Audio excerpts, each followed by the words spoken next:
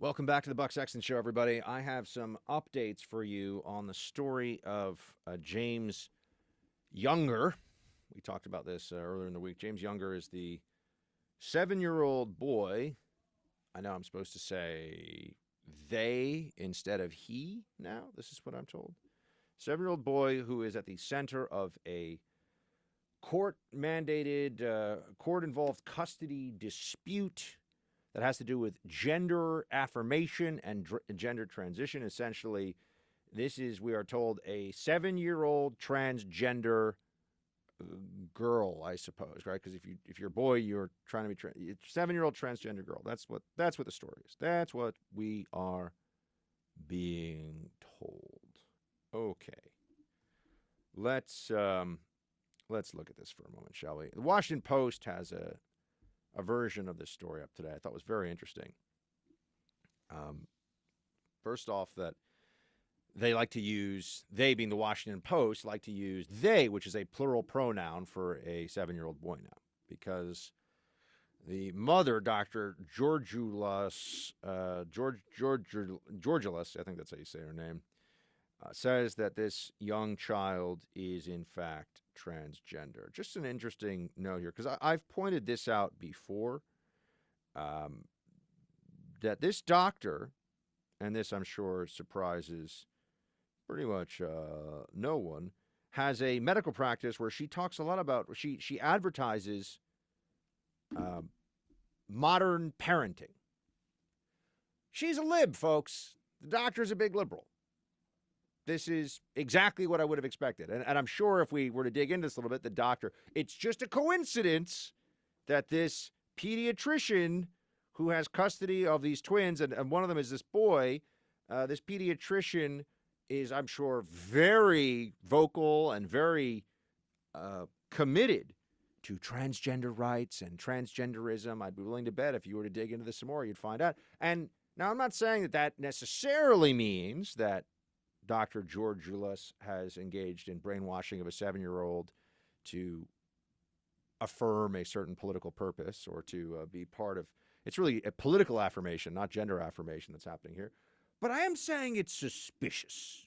I am saying there's a part of me that goes, wow, another progressive who happens to, it's never parents who are like, yeah, we're just like normal parents, go to church on Sunday, like take the kids to get some ice cream. It's always parents who are, big proponents of alternative lifestyles and transgenderism and modern new age parenting and, have a lot of wind chimes in their house and, essential oils and stuff. Those seem to be the parents that somehow have transgender kids. I'm not talking about transgender adults. I'm talking about transgender kids. This is just a fact. There is this correlation between people who are transgender activist, and then all of a sudden they have a child, and that child is transgender. Oh, remember some study that came out of Brown University a little while ago that had to be suppressed. Had to be suppressed. In fact, it was peer-reviewed, published, and then retracted. The study was a look at whether among transgenderism was contagious. That's not how they phrased it, but that's essentially looked at. Meaning that when one student shows up at school and says, hey, I'm transgender, when it's a 7 or 8, 9-year-old, then the likelihood of another student deciding that he or she is transgender goes up dramatically.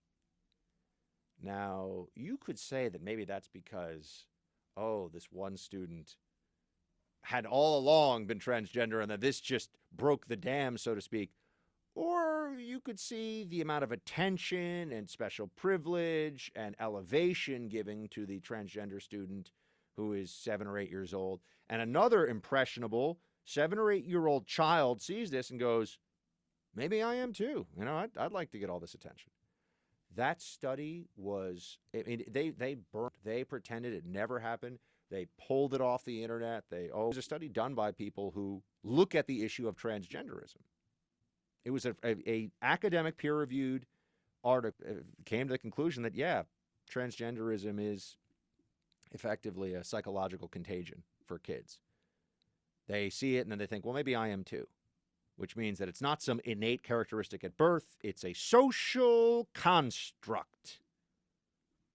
that might have also deep psychological roots, but whether or not those deep psychological roots should be affirmed is a very difficult and complicated question, isn't it?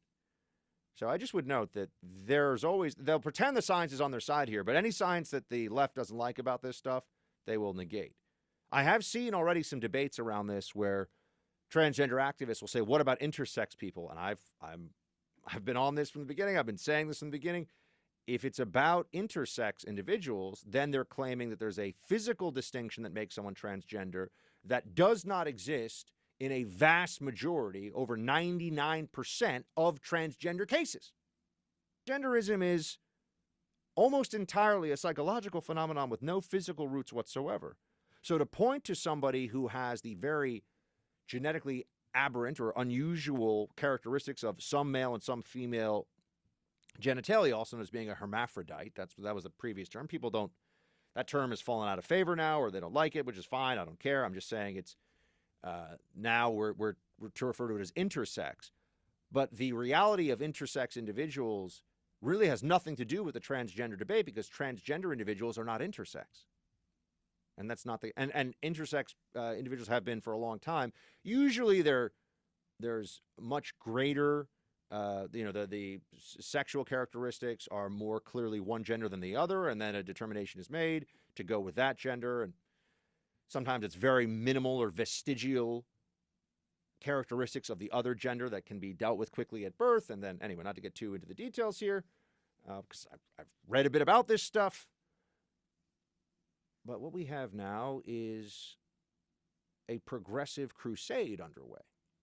You see, in the state of Texas, until this case, it had been standard. Remember, this is a family court case. It's being decided by, I'm sure if we looked into this judge's background, you'd find out very pro-transgender rights, probably has gone to women's march rallies. I mean, I'm sure, all right? I mean, this stuff, I'm never surprised by any of this. So you have a female judge who has given sole custody of these twins, including the young James Younger, to the mother, Dr. Georgilis, who is a modern medical practitioner, whatever that means. I think a lot of wind chimes and essential oils in that office, would be my guess. And she has decided, this judge has decided to break with what is usually the case. Usually the parent who, as the Washington Post writes, because there's so much politicization in this Washington Post, was supposed to be a hard news piece. First of all, they're using a plural pronoun, they, to refer to a child, which is it's just weird. It just reads in a clunky fashion. It doesn't make any sense. He or she, there's really no other way to... But they also say that those parents in the past who have been gender suppressive, instead of gender affirming, have tended to get custody. Meaning the parent who says, this person was born a boy, I'm raising him as a boy, I don't care what the wife or the husband says here, had been the one that get custody. This judge in this case has flipped it around and said, oh, nope. Full custody to the gender affirming or gender transition proponent parent in this case. This is one of the reasons why Texas Governor Abbott is looking into this, and this has become an issue that is getting a lot of national attention, because this is a case that will have ramifications for other cases like it across the country. Isn't it also, just to take a step back for this for a minute, isn't it stunning how much time the country and the media spends on transgender rights issues, given that the transgender percentage of the population is less than 1%, and I believe it's less than 0.1%. And yet we spend a tremendous amount of time on this. And we have discussed why. It's in part because they believe this is a new civil rights crusade, and the left is always looking for a new civil rights crusade, or perhaps they would say they prefer jihad to crusade. I don't know. The terminology is constantly changing. But they're always looking for something. And this is an instance where they can bring to bear all the rhetoric about social justice. But as we know, gender eradication, really. Radical gender equality such that gender is no longer allowed to be a characteristic that affects your life at all, which is bizarre because, there's men and women making babies, propagation of the species. But to get as close as possible to eliminating and eradicating those distinctions is a goal of the left and has been since the earliest days of Marx and the radical socialists who follow his theories, the socialists who follow his theories. They've been trying to eradicate gender difference for a very long time. You see this in many other countries. This was true in Mao's China, by the way. Women were not in a way that was, they were visibly women. It became the fashion to dress in a way that was very similar to men because they were going to be workers. They're going to be at the plants. They're going to be part of the process. It's also why you had a math program, because we're going to take care of your kids, Elizabeth. We're going to have massive child care. The Soviet Union had that. The state will take care of your kids. There's no more maternal, paternal. Forget all that. You make the baby, you just go work. You go labor for the state, and then the state takes a percentage of your labor and gives it to other people, and that's supposed to create a utopia. It's a nightmare, but libs never seem to learn this lesson. James Younger. Also in this piece, and I don't want to read you the whole segment. It's in the Washington Post today. It's by Armus. If you want to read it yourself, you're welcome to. Who are saying misinformation around the case now Luna Younger, we are told, according to the mother who has sole custody. And I have to say, the way that they try to make it sound like it's misinformation is stunning. They go to doctors now. Doctors are being appropriated in this process too. Doctors are having their arms twisted. There was a reason that the head of Planned Parenthood recently with Lena Wen, who, by the way, wasn't radical enough for Planned Parenthood. We figured that out. They don't want just a true, pure ideologue, Planned Parenthood. That's the only acceptable stance. They also want doctors involved in this process, and I've seen some of them getting very vocal on Twitter and shockingly stupid things that just because they have an MD doesn't make it right. There are things as a gender transition surgery that gives functional organs of the other sex to the gender transitioning individual. There's no such thing. Doesn't exist. So they can keep saying that gender transition surgery, this, that, and the other thing. You cannot actually transition to a functioning set of sex organs of the other sex. Doesn't work. Can't do it.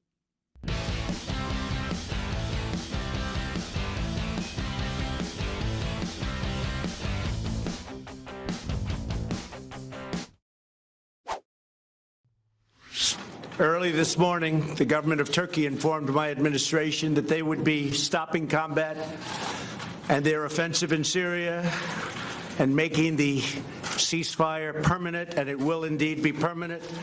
However, you would also define the word permanent in that part of the world as somewhat questionable. We all understand that, but I do believe it will be permanent. Ceasefire as of now seems to be holding.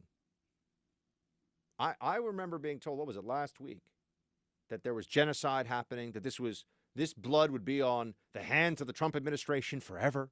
How could you not understand, Buck? I had conservatives who were coming after me, friends of mine, people I know well.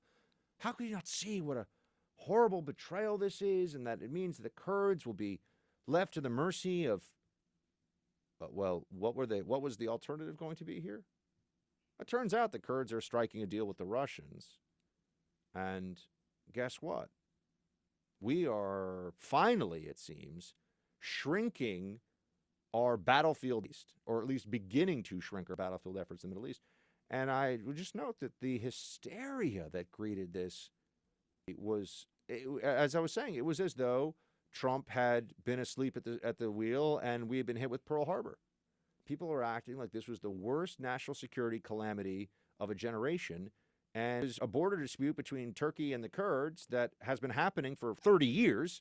And it didn't last more than a couple of days. And guess what? Now it looks like there's a framework going forward. So who so far looks like they had more of a sense of what was really going on here? Security intelligentsia were saying that Trump was crazy, or that is doing what they said all along they would do.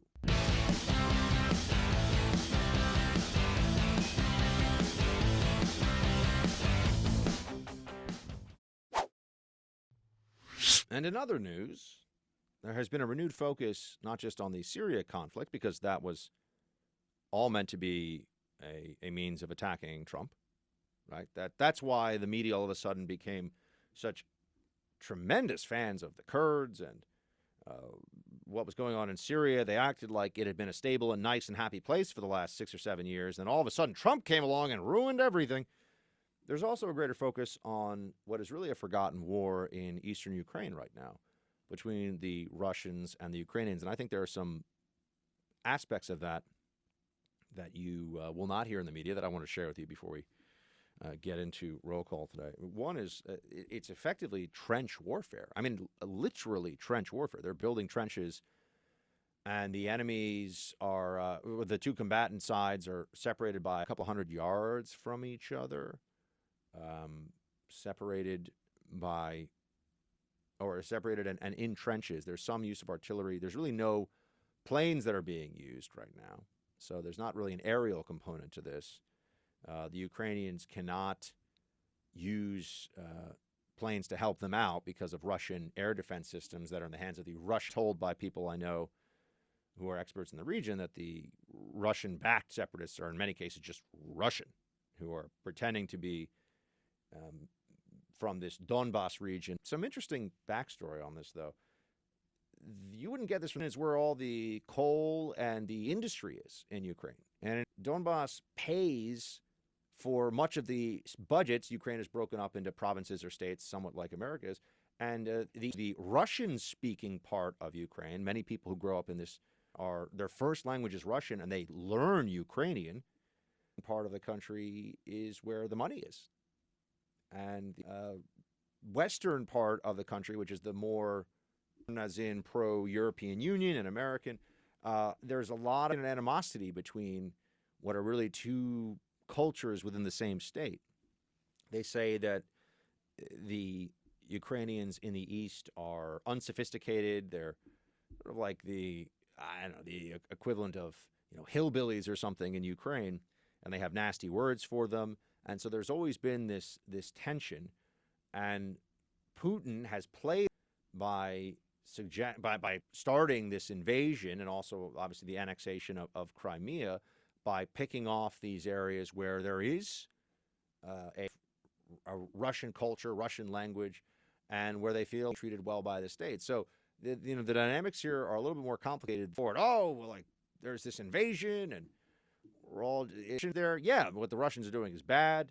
I think the casualties, they say, are 50 in this war. So people are fighting and dying on the front lines of this conflict. And I think so interesting that President Trump came along and is like, let's send Javelin anti-tank missiles to Ukrainians. And now there's some reporting they're not supposed to use them on the front lines, but they have them. Well, I think that means that the Russians aren't supposed to know where they have them. And if the Russians try to just overrun the Ukrainian fighting positions with heavy armor, then these Javelin. So just the presence, they have bought them. They have these Javelin anti-tank missiles that are very effective, especially in a relatively close combat against armor. And I believe we've also sent them sniper rifles, which, given that you're in trench warfare and you're separated by a few hundred yards, really makes a big difference. The Trump administration has been more helpful and more willing to risk Russia's ire in this conflict by giving lethal aid. The Europeans would not give lethal aid to the Ukrainian military, would not do it. America, under the Obama administration, would not give lethal aid to the Ukrainian military to stop this Russian advance, and really the carving up of a part of eastern Ukraine as a province of Russia. Trump comes along, we're told that he's Putin's puppet, we're told all these terrible things about him, and he says, no, let's do that thing that the Obama administration was unwilling to do. And so I think that this is all helpful to know when we're talking about the military aid. The military aid was not held up. The military aid continued. It's been very necessary. Ukraine is not a wealthy country, does not have a high level and professional military. So they really do need the assistance. And the Trump administration has provided that assistance and has actually provided more assistance than Obama did. If we're going to talk about this, I think we should at least have those basic facts, friends. The roll call.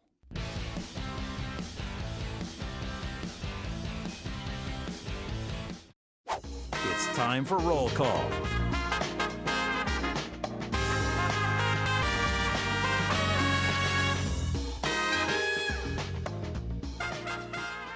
Facebook.com/Buck Sexton. If you want to join us here on the show, please do. Start off with Mesa. She writes, Producer Mark. Oh, look at this. Now we get fan mail for Producer Mark. Love your witty comments during the show. Your friendly disagreements with Buck keep cracking me up. Keep up the good work. Mesa. Mesa, you are my favorite listener. There we go. Number one, Mesa. So that's all it took. But thank you so much for writing in. Producer Mark is smiling ear to ear. And he, trust me, he will continue to keep me honest and keep me in check here. My head's already big. He doesn't want it to get figuratively big. So that's why we got Producer Mark here to make sure it all stays on task. Adam. Right, wow, another producer. Buck, I think you should task Producer Mark with adding a lot more movie drops like Let Off Some Steam, Bennett, or Dogs and Cats Living Together Mass Hysteria Shields High. Producer Mark, would you be up for adding in some movie drops? Maybe if I get some help here in the Freedom Hut. Yeah, because right now, you guys can't see it, but Producer Mark is operating like several I got like computers six all at once. He has going to at the kind same of, time. like, remember the guy in The Matrix who's got all the computers? But your setup is like that. Yeah, except you have to kind of move around in the chair to get to all. At least I have a rolly chair, so I can just use my legs to get around. He's like swirling and swiveling around during the whole show to try to get to all the different computers to make this thing. We're like a 2-man band in here where there's playing a lot of different instruments and you would never know. Yeah, and you're the singer. I just sing. Exactly. That's right. He does all the other stuff. He's running around. He's doing drums and tambourine, guitar, and plays back and doing all kinds of stuff like that. Basically. Yeah, good job. Thank you. Well done. Mark, I don't get why we are fretting so much about the Kurds, since it was their homeland being targeted by ISIS. Wasn't it really us helping them instead of them helping us? The Kurds really don't share our values. They adhere to Sharia law, and over half of their women are subjected to FGM. These people are not really our friends. We just shared a common enemy. Well, Mark, the Kurds were staunch allies, and I would say that my time with the Kurds in Iraq would tell me that they have built an enclave of stability and real civilization in northern Iraq, including during the worst times in that war, or when things were the most unstable in Iraq. So I do think they deserve some credit for that. And they have not stabbed Americans in the back. They have not been an untrustworthy partner for the most part, with probably very, very few exceptions. So, and as to, I'd have to look at the numbers. I do know that there is some FGM, which is female genital mutilation, which is practiced in some of the Kurdish areas. I do not know what the percentage is. And I also don't know how extreme, without getting into details, how extreme the procedure is. There is some variance in that as well. Steve writes, Buck, I've historically only been a podcast downloader, which gives me the convenience to listen when I have breaks in my day. Recently, I've been tuning into channel 248, the first on Pluto TV, and letting it run on my center monitor while I'm working. Very happy with this option. Side note, you recently praised the movie Tombstone, and you were 100% spot on. It's the best modern Western ever made, and my number one favorite movie of all time. Shields High, have a great day, Steve. Well, Steve, thank you, my man. Yeah, Tombstone it's a great, highly, highly watchable movie. My brothers and I have sometimes argued this a little bit, because at least one of my brothers doesn't like the scene where Kurt Russell walks out in the river and goes, no. Do you know what I'm talking about, Mark? You haven't seen Tombstone? Oh my God. Team, you gotta light Producer Mark up on this one. That's just madness. That's just unacceptable. He has to watch Tombstone. You would actually like it, by the way. We're not giving you annoying homework. It's a really, really good movie. But yeah, that scene didn't really like all that much. I thought it was great. I think it's Val Kilmer's best work. Someone wrote, don't read this on air, so I won't, but I'll read it later. Karen! Okay, sent me a link. Chris! Uh-oh, here we go. Remember your comments on air regarding the Beto gun reform proposal? You're wrong. Beto was right. Firearm deaths close to 40,000 and not close to 15,000. No, Chris, you're not listening, sir. Firearm deaths, I'm not including suicides in gun violence. Suicides are different than people being shot because they're in the wrong place at the wrong time, or from gangs, or from murders, or whatever. That's just that's because if somebody wants to commit suicide, there are a lot of ways to do it that, don't involve a gun. So all gun violence, suicides and gun violence together, it's just meant to. So, yeah, Chris, try to think a little more. Try to do a little more work on that one. Let's see. Jen writes, finally looked up after you kept mentioning it. Very cool. Well, Jen, thank you. Cool too.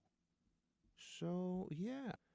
Look, last night you compared someone compared your Warren impression to Towley from South Park. You mispronounced the name, and I had to start running through characters in my head to compare to your Warren impersonation. After I thought through about 4, I realized it was Towley, a pot-smoking towel who's owned high and famously asked the kids if they want to get high. Ask producer Mark to pull a clip of Towley, and then do Warren the same thing, and I guess we can see the similarities. Although Towley has a better grip on reality. Do you know who we're talking about here with Towley? Now that he described the character, I kind of think I do. But there's a lot of terrible stuff in South Park, so there's so many characters. Yeah, I mean, I've got to say... Terrible in a good way, I mean. Yeah, I've got to say, I like some of the South Park stuff that I've seen. I just can't watch that much of a cartoon. I kind of tune out cartoons after a while. Yeah. But some of the stuff is brilliant. And I do need to watch... Apparently they went after China, legitimately went after China in a recent episode. Yeah, did where we they play a clip? I had it last week. I don't know. We might have played it. I wasn't here. Banned in China before it got banned in China. That's pretty cool. That's what they did. They named the episode Banned in China, I think. And then it actually got banned in China. It did, yeah. They also did Muhammad in a bear costume, which I got to say, that's, yep. They are comedians not afraid to make anyone angry. Not afraid. Muhammad in a bear costume was a thing that they did, and I give them credit. There we go. Greg writes, Buck, sorry, I don't know how else to get to you. On Tuesday Night Show, you mentioned a South Park character. His name is Tally. Okay, well, a lot of stuff on the South Park character, Tally. Thank you, sir. Cindy writes, Tucker tonight. Guest saying, of course you rock, as usual. Well, thank you, Cindy. I've been saying for a long time, I thought Hillary, I've been somebody said, just wait. I think she might. So we'll see if I'm right on that. Because I tend to be, which is one of the fun parts about being me, tending to be right. Although producer Mark would tell you, except when I disagree with him. So I guess it's good that he's here, because that means that occasionally, allegedly, I'm incorrect. Let's see. Where did it go? I think we lost it. Well, you know what I'll do? I'll pull up, because we only got a couple minutes left here. I want to pull up some of the emails if I can, which would be easier to do if... Nope, I lied. Sorry, guys. The computer... So this is one of my great frustrations when you do a live show, is if you're reliant on technology, sometimes these things will just crap out on you. And this is one of those moments because my computer froze. Brian! It unfroze. Hey, Buck, shields high. Great. One thing, though. Be nice to truckers. You were stereotypical last night about us being blitzed on energy drinks. We work our tails off and get nothing but grief. Brian, I love truckers. I was trying to give like a high five and some love to truckers. I was not trying to in any way impugn what is a very important and very honorable profession, sir. So if that in any way came across, I apologize. I was just trying to joke around. But I'm just saying I would have, if I were going to pull a long haul trip of any kind, I would have to drink a lot of caffeine, because I have to drink a lot of caffeine to just do the show. No. We, Team Buck, we love truckers. A lot of you listen to the show across the country. So thank you, and please continue to listen. Rich, another perspective on the term lynching, drowning out Trump's tweet, is that the press would not have covered that tweet and its broader message without the offensive word. In effect, he baits the hook. Richard, I think your analysis here is creative. I'm not sure. So meaning that you're thinking outside the box. I don't know if I could really agree with the assessment, though, because in my estimation, everything else in that tweet was really lost. They only report the case that because you have to include the full text of the tweet, you're not going to usually excerpt a tweet. Maybe that meant that more people saw it, but people already see Trump's tweets all over the place. So there you have it. Lloyd writes, Buck, Mitt's Twitter handle in English is Delightful Peter. Go figure. Shields high. Is that repeat? I mean, Pierre is obviously Peter, but Delecto. Is that really? Is it delightful? I don't know. I mean, maybe. I guess that could be the case. I don't know. Mitt Romney, man. I'm disappointed. I was pretty pro Mitt back in 2012. He does not follow me from what I understand, by the way, on Twitter. So apparently he doesn't like the Buckster's Twitter game. Well, thank you all for listening to the show. Thank you for hanging out with me here on the first Pluto TV channel 248, the best new channel anywhere. You guys need to all be watching it. Tell your friends. And please do spread the word about the podcast of the Buck Sexton Show. It's the best. And with that, I bid you adieu and shields high.